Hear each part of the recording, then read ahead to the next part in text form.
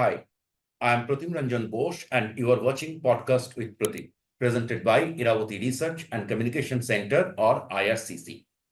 In this episode, we will discuss the recent drone attacks in Manipur. I have with me retired Brigadier Sri Niladri Shankar Mukherjee. He is the Secretary and Executive Director of the Kolkata-based think tank CENERS-K. The think tank has its known interests in security and Northeast. Welcome to my show, sir. Thank you, sir, and thank you for today's discussion. Thank you. Sir, the Manipur situation is well known. It has been more than a year. I think it started in May 2023, around that time. And since then, the state has been divided between Meitei and Kuki communities. A High Court order for inclusion of Meitei community in scheduled tribe category has been the source of the trouble. And the trouble did not stop since then. Everything, including the police administration and regular state administration, are divided on community lines. The chief minister, Meitei himself, has no control beyond the Meitei-dominated Imphal Valley. Ethnic strife is not new to Northeast. What is unique here is that just when the tempers were coming down, there were fresh attacks from Kukis. That is the political side of the story. But I'm more concerned about the security side. Only 20% of the 6,000 arms looted from the police armory are recovered so far. An Indian Express story pointed out recovery of sophisticated M-series assault rifles. You can tell better about them. These were not part of the looted arms because police didn't have them. So evidently they are brought from outside. Then there are locally improvised weapons. All put together, the region is sitting on a stockpile of arms. What is most alarming is the access to weaponized drones. NIA is probing the issue. According to media reports, locally assembled non-military grade drones are used both for surveillance and explosion. They are carrying crude bombs. The technology has come from Myanmar, where the People's Resistance Forces or Defense Forces, whatever you call, so they are using it against the junta. The question is, are we in for a new set of security challenges in the Northeast, and whether there is any influence from outside beyond simply sourcing of drones or whatever? Over to you, sir. Thank you, Mr. Bose. At the outset, I think you have given a very brief resume, but covered all aspects of what has happened till now. The situation has again developed with the recent violence that you pointed out because of the drone attack and the missile attack that has taken place. And is there going to be an escalation? And what are the, should I say, scenario that we are looking at? Now, let me address this problem first about getting these arms, escalating it into a higher technology of using of drones and missiles. Let us first cover this aspect because most of the things are within the public domain, and each of us who are looking at Manipur a day in and day out, by and large, know what the story till now is. I would like to point out to your viewers that the drones need not only come from Myanmar. India too has now become a very great big manufacturer of drones. There are big hubs, manufacturing hubs in Maharashtra, in Bangalore, in Gujarat, in Tamil Nadu, and now in Uttar Pradesh also, there is a big hub which is already beginning manufacture of commercial drones.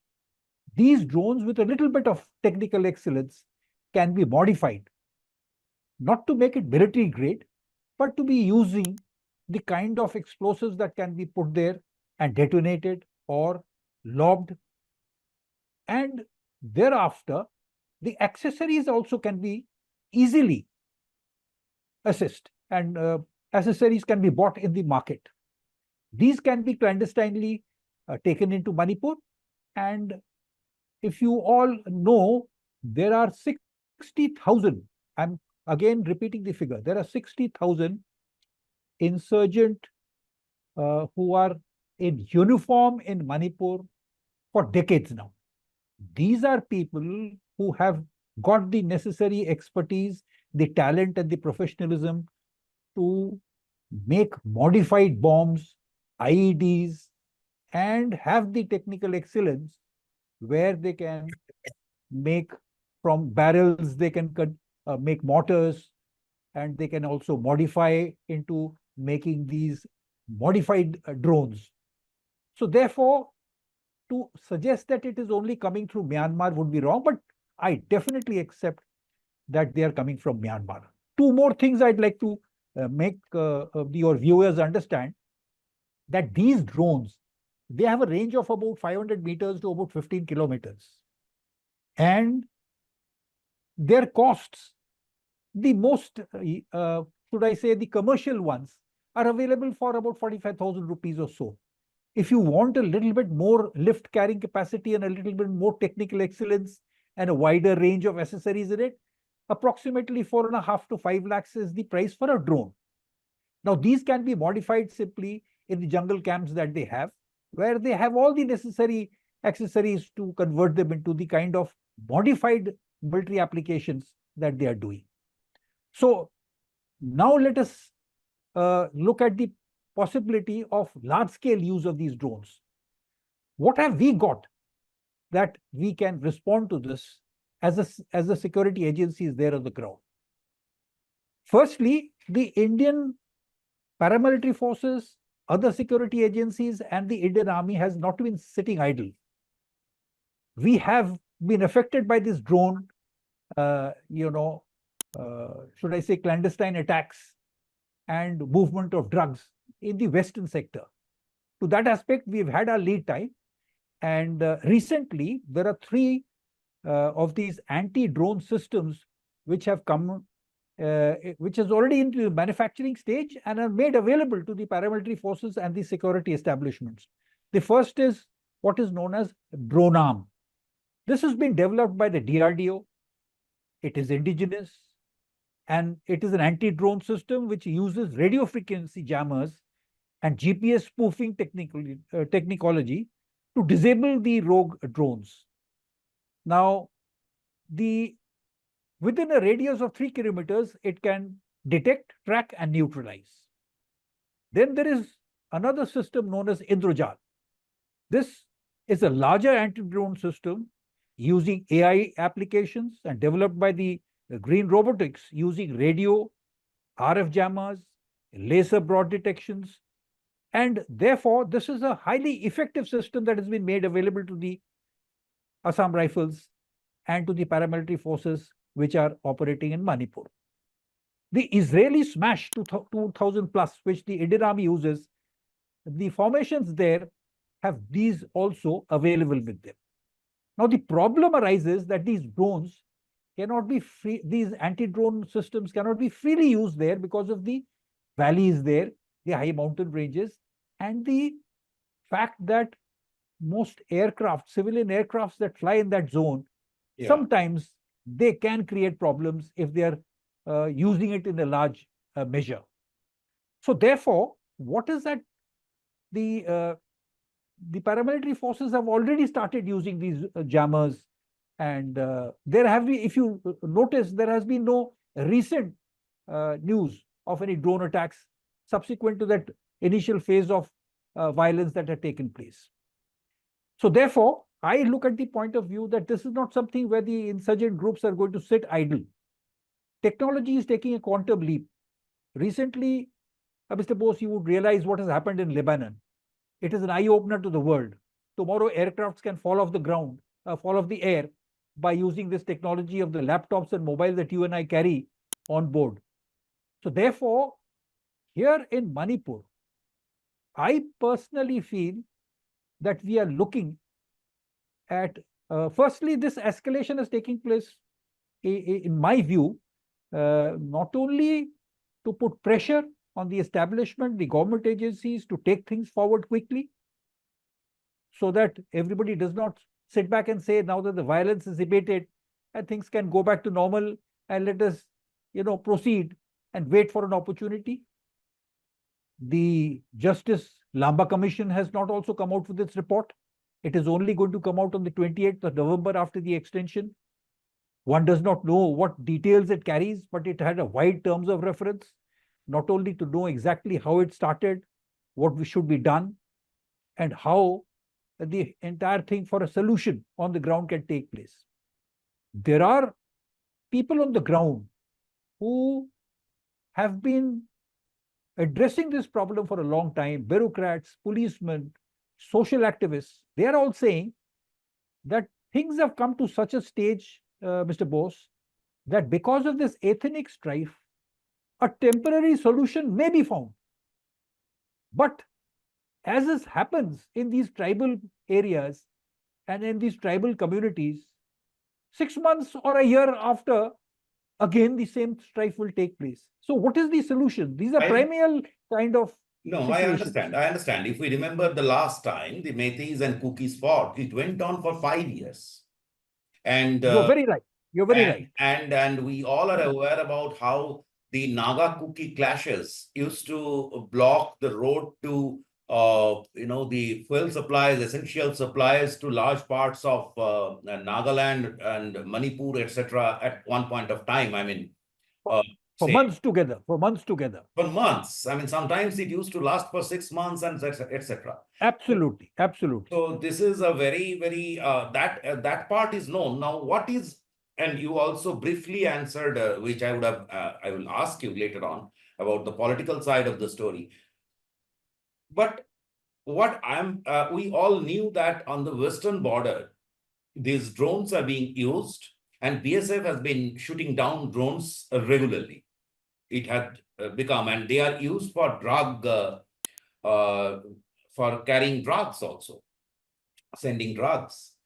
Now, do you think, therefore, that this particular incident might lead Indian Army or whosoever the bosses to push for such kind of technology across the land border? I mean, why I'm saying this?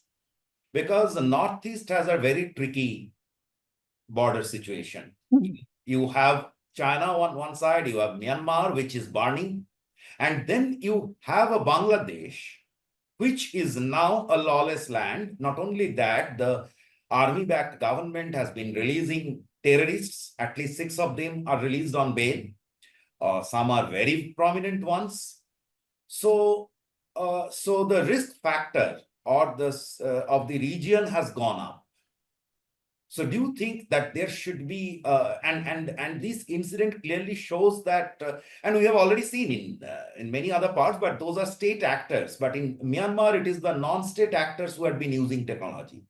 So, so as you said, these are not very difficult to procure and improvise, all put together. Absolutely. Do you think that the 1700, I mean, the long border area of Northeast and the region might require to undergo a fresh overall in terms of security arrangements? Mr. Bose, let me address it this way. I mean, you have put the question absolutely bluntly, and let me address it this way. Firstly, some actions have been taken to start fencing the border. The free movement regime has been stopped. 34 kilometers, I'm told, has already been fenced, and the remaining thing has started off. That is Myanmar border you're talking about. Absolutely. So these are steps on the ground. It is very difficult to fence that border. It's a 1700-kilometer border, and only some 30 kilometers is fenced, and it is passing through mountains. So I agree with you. So they have identified 634 kilometers, which really need to be fenced in the first phase. However, like you rightly pointed out, this is not something which will happen in real time. It will take a long time. But the free movement regime has been stopped. I am told by the intelligence agencies have identified nearly 5,000 illegal immigrants, of which Rohingyas are also there. And there are a lot of Myanmaris who have crossed over. Now, what the government will do at the moment is not too clear. They have not even shepherded them into any detention camps. But I am told they have been identified. Third thing is that you have to appreciate that these insurgent groups in the valley, which have been there for decades and which are numbering 60,000, who run a parallel government there, are not lacking resources, Mr. Bose. They have the money to buy these from the market, these drones and other accessories that they want, and even the American rifles and other automatics that you are noticing that they are buying from the Myanmar, or even surreptitiously, which is coming through the How lethal are these weapons? Sorry for asking, but disturbing you. But how lethal are these weapons? These are, I would, as a ex-serviceman, I would say I would rate them on par with the AKs or even better. Okay. So therefore, and they have a lot of attachments that the scopes can be put on them. And mind you, I mean, we have also now started acquiring very sophisticated weapons. One of the things which I wanted to point out to you, when you said that the drones might put the security agencies too much of a pressure. No, that is not my reading. I do not know. This is something which I don't have the information, but the Israeli Smash 2000 plus, which the Indian Army has acquired from Israel for anti-drone operations, are they going to share this with the paramilitary forces there? Will the government procure more from Israel and give it to the paramilitary forces, the Assam Rifles, the CISF, and others? I do not know. But this particular system, it is very simple. It can be mounted on a rifle, pointed at a drone, and it's AI powered. And the targeted and optics are so that it can immediately, with radio frequency and jammers, it can neutralize immediately and shoot down the drone. These are brought down. It can be brought down. It can be brought down. So I think we have seen during Paris Olympics, there were people armed with such kind of stuff. Absolutely, absolutely. And that's the one. That's the gadget I'm talking about. So, and mind you, these anti-drone systems, ever since in Syria, Iraq, and Myanmar, and all these places, they have been used extensively by these insurgent and militant groups by assembling them in makeshift workshops. We have seen the most deadly attack of that drone. We discussed with you only. There were other panelists about when the Iranian drone bombed a ship on the Indian coast. Absolutely, absolutely. And that's a reminder that the Indian Army... That's a military-grade drone. That's a long-range drone. That's a military-grade drone, absolutely. And Iran has been working for a long time on drones. They've been supplying it now to the Russians also for their war in Ukraine. But the fact remains that we have, I must share this with you, that we have not sat back and be idle about it. We were very worried. The agencies have applied their minds. They know that this drones can create havoc in the western and in the eastern borders, and the eastern states at the moment are absolutely in turmoil, and all this can cause great stress security-wise. So therefore, lot has been done. It has not been publicized, but all these systems by Bharat Heavy Electronics, by DRDO, by the purchases of the international markets, and the hubs that are being created with very sophisticated technology being brought in Maharashtra and Gujarat and Bangalore, and now, like I told you, in UP, I think we are doing catch up in good time. Now, so just like the western border or the northern border, we are going to see some high-tech interventions on the eastern border, or it's already absolutely, absolutely, absolutely. Now, insofar as the situation on the ground is concerned, you will admit that there has been actually no progress on the ground for a reconciliation.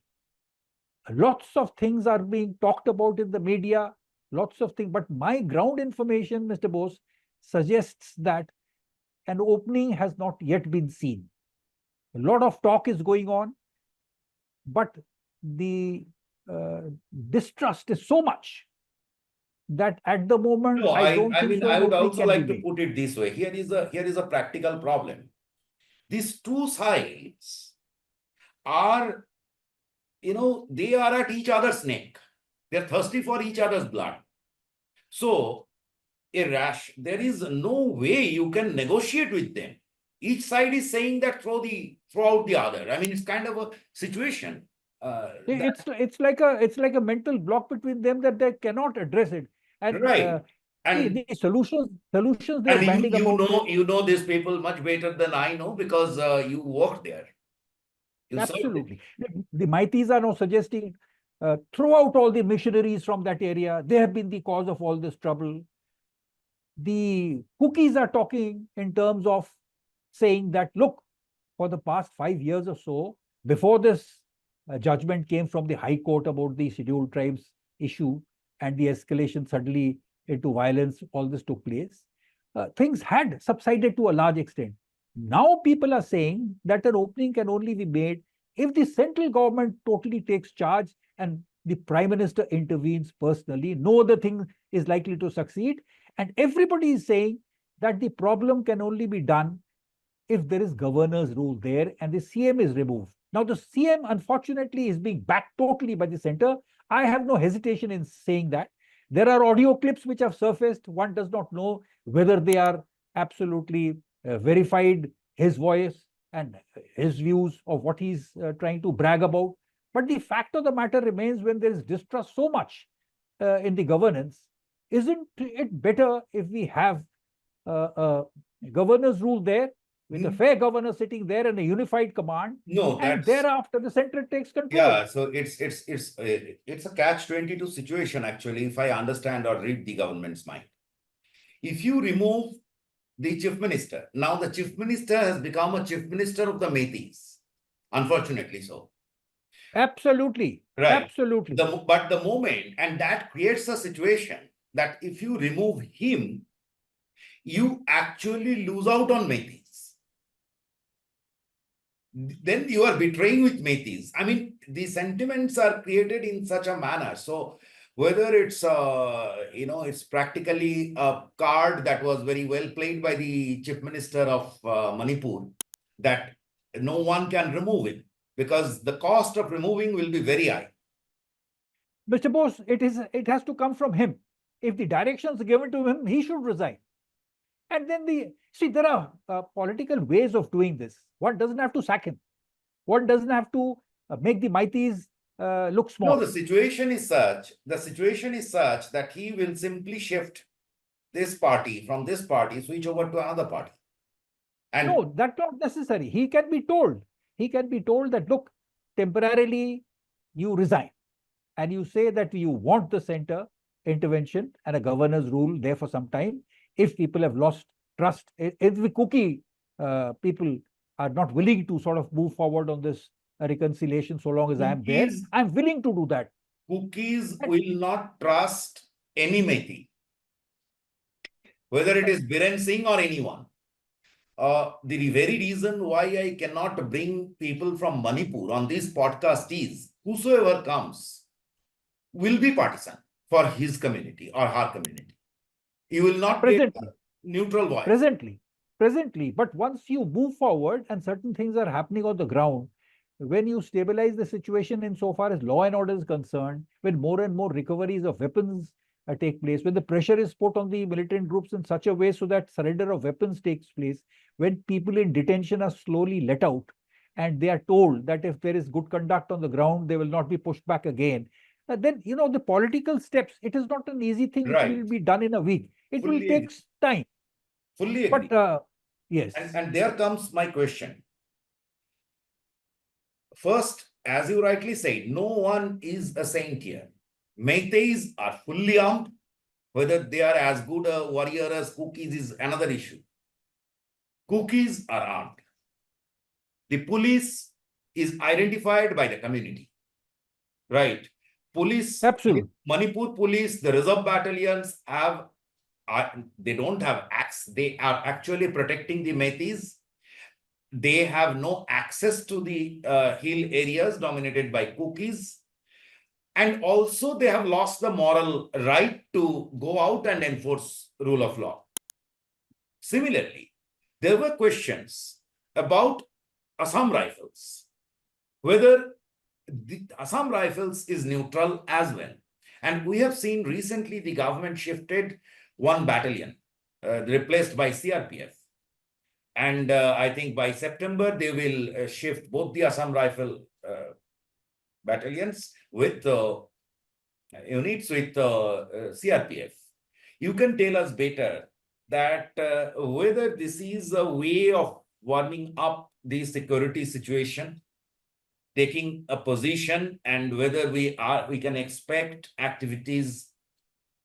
If so, when? How soon? Firstly, let me talk about the Assam Rifles. Assam Rifles is a paramilitary force of outstanding professionalism. They have done outstanding work in the Northeast there. They had the trust of both the Kukis as well as the Meiteis. But since the escalation from May 23, some distrust has started. They feel that the Assam Rifles, majority of them, somehow look the other way when Meitei insurgents escalate or take to violence. Therefore, some of these arrangements of moving a battalion where incidents have happened and certain things have been gone into the public memory, or the perspective has been built up that they are sheltering people.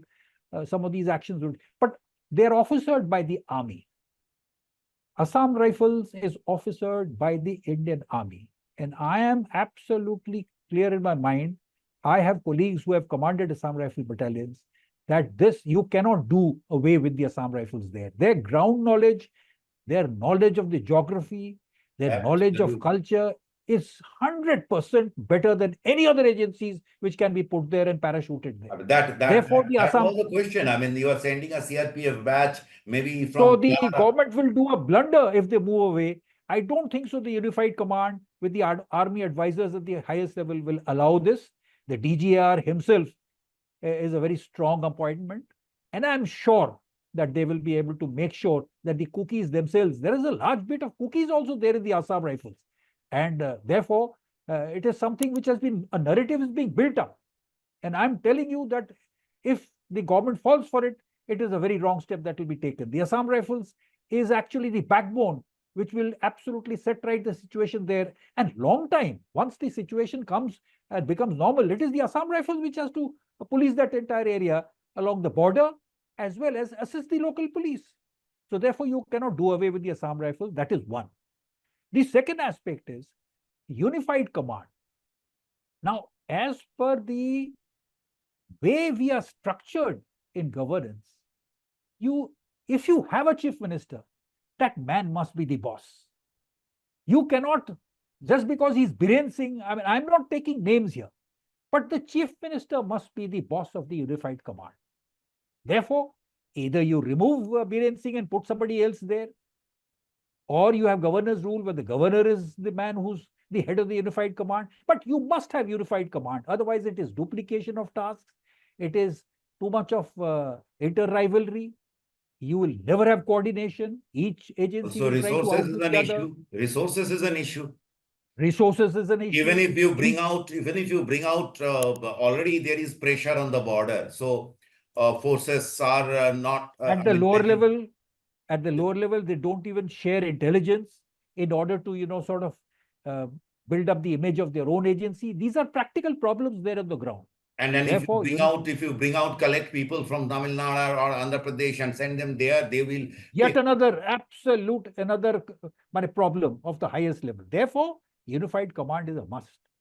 And the system which in J&K perfected over decades must be replicated here in Manipur, and which was there in effect. Eastern Command has been doing immense amount of work on this, and they can advise the government as to how to go about this.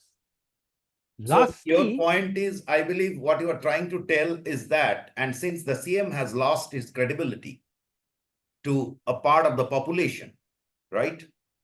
So what you are saying essentially is that the buck stops with the center, that they have to take a call now on removing the CM and bringing the governor. Absolutely, Mr. Bose, and I am convinced that unless the center takes control, unless there is governor's rule and unified command, or a change of chief minister, even if it's a Meitei chief minister, somebody who's fair and can be respected, I don't think in this distrust that has been A change created, of CM anything at can this move juncture forward. will not work. Will not work. It will not work. Biren Singh was at one point of time, he was well accepted by cookies. Yes, he was, He but not was, now. Not but not no more. I mean, it is now it is just two bloodthirsty communities. So the it's not open going to the work. open statement among the cookies is the entire thing has been done by him. So therefore, if the distrust is so much, how can you go forward with him there still calling the shots? Let us not get into what someone is saying about someone else, but the fact is that the distrust is too deep, and that is also not abnormal in these Northeast communities. Absolutely, absolutely.